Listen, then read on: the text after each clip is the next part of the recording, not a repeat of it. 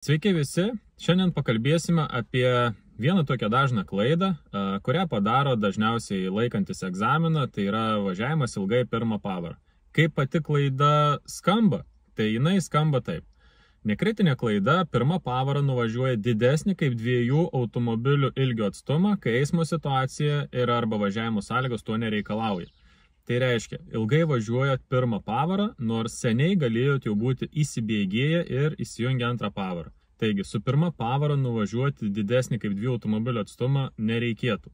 Tai reiškia, pajudėjus su pirma pavara iškart akceleratorius, pasiekiam 15-20 greitį ir jungiamės antrą pavarą ir toliau bėgėjame su antra, jungiamės trečią, jeigu eismo sąlygos tą daryti leidžia. Kaip tai atrodo būtent iš išorės, kaip atrodo pati būtent ta situacija, koks tas atstumas yra, tuo jums parodysiu.